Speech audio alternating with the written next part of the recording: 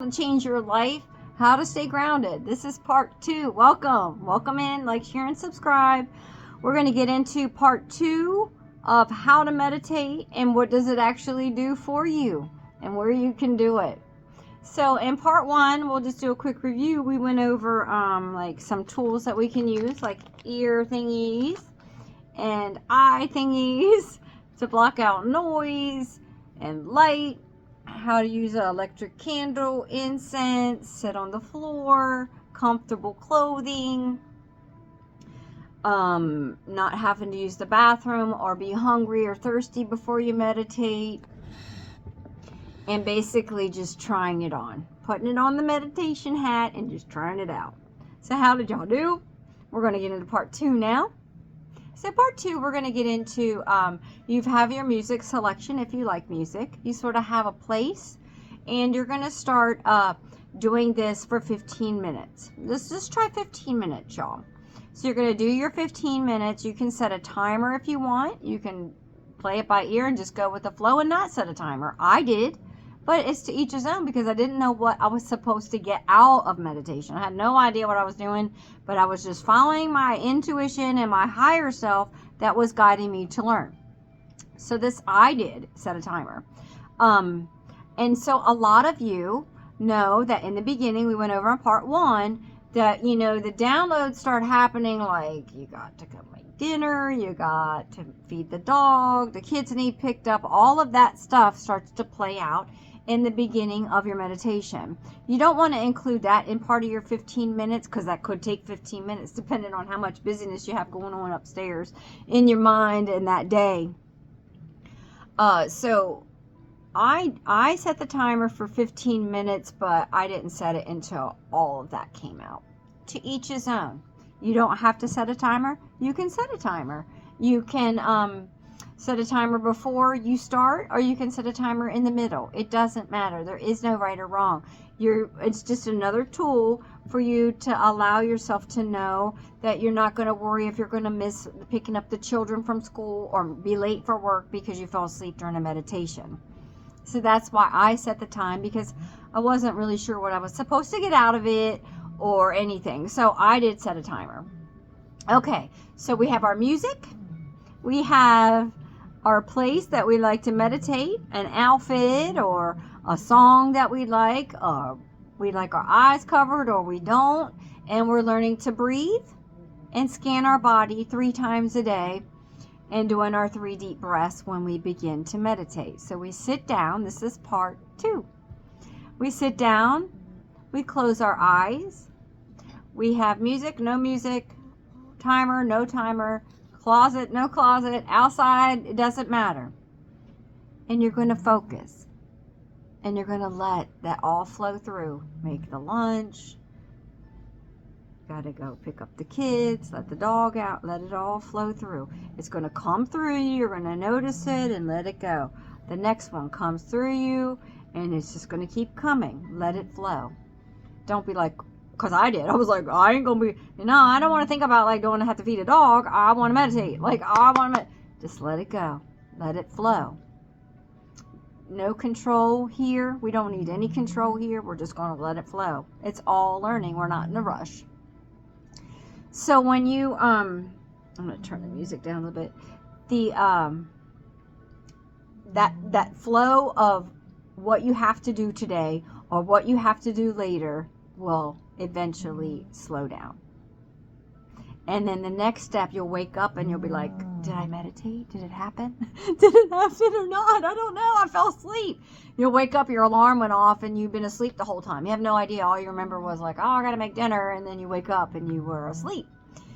Completely normal, because our CNS, our central nervous system, and this is not medical advice, it's just personal experience. It's something you can look up online. Your central nervous system, we are on overdrive, constantly going, constantly bombarded with entertainment and noise and pollution and just stuff every day.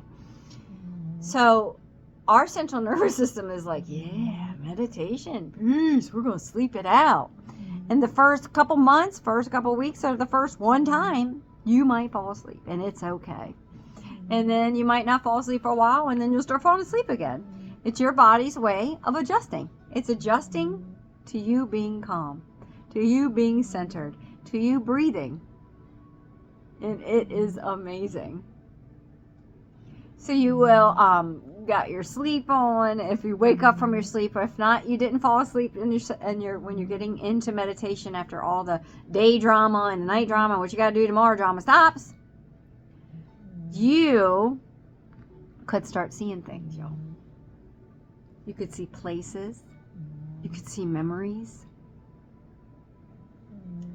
You could smell things, like your mom's old perfume or your grandma's old flowers, or I don't know, your grandfather's pipe. When you get past getting accustomed to meditation, you will see things. You will smell things. And it's like you're going on a journey. I don't know much about like those avatar glasses. I don't know what those glasses are where you like look around and you're seeing things. I don't know anything about that kind of stuff. But that's probably what it's like. Because you start traveling, your mind relaxes, and you're going to start seeing things. And you might see things that are uncomfortable, y'all. So I'm just going to be honest. You all might be able to see some truths that aren't exposed to you like in your regular day. But because you're able to focus and isolate 15 minutes a day, and once the daily crap goes out of your mind and you're totally just like in a meditative state, and then after you stop falling asleep in your meditation, which is just part of it, you'll start seeing things. You'll get knowledge. You'll be like, I didn't know that. Yes, you did. There was just so much noise everywhere. We couldn't hear it. We couldn't feel it. We couldn't smell it. But intuitively, by nature, this is normal for us. Meditation. Traveling, like astral traveling. Seeing places, seeing memories, having dreams while we are meditating is part of who we are. And it was really odd trying to get used to it. That is who we are? I've never meditated my entire life at that point, you know. I know what I was doing. I just followed my instincts. Most High, Spirit Team, Star Family, they all begin to tell you what you need to know. And your life will begin to change. So let's do a review for part 2. Part 2 is where you've set in your watch or your phone alarm 3 times a day. And you're breathing and scanning your body, giving your body a tense scan and releasing it all 3 times a day. I mean, if you want to do 5, do 5. Whatever. I did 3. You're going to do 3 deep breaths when that goes off. And then you're going to isolate 15 minutes for you. For you. 15 minutes. You can do more, but I wouldn't do any less than 15 because it's going to take that much time probably in the beginning. It did for me to get like the daily drama out of your mind and the daily, responsibilities to pass by. And then you go through the phase where you just start falling asleep in your meditation, and you just fall asleep and you wake up and you're like, what am I doing? It's okay. Keep going. The next step. This is where you're all going to be. The next step is when you actually don't fall asleep, reach a meditative state, and see something really cool, or smell something, or come out of it like you had just a 5-hour nap. And you're like, yeah, I'm ready to go for the rest of the day. All of these benefits will begin to come to you as you meditate. And it's every day. I meditated every day. I did twice a day in the beginning because I really wanted to grasp how to do it and get the benefits of it. Don't beat yourself up. If nothing happens for a month, it's still okay. Your body is adjusting to meditation. Your body is slowing down. Your body is transforming and allowing you to calm down, and stay grounded. It's going to reward you with lots of really cool information and insights and maybe things around you that you could improve with just like some really cool ideas or inventions, or I don't know. It's endless. And this is part 2 of meditation. When Spirit asked me the most important thing that got me through all of this crap that's been going on in our world and will continue to go on until we all arrive at the enlightenment. Meditation and breathing got me through. And it's the only thing I do every day. And I couldn't imagine going a day without it. It is part of our nature. It's part of our spiritual being, our soul hygiene, our spiritual hygiene.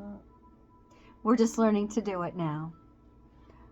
God bless. Peace. Like, share, and subscribe. Leave a comment if y'all have a question on the meditation part 2. God bless. Peace, y'all.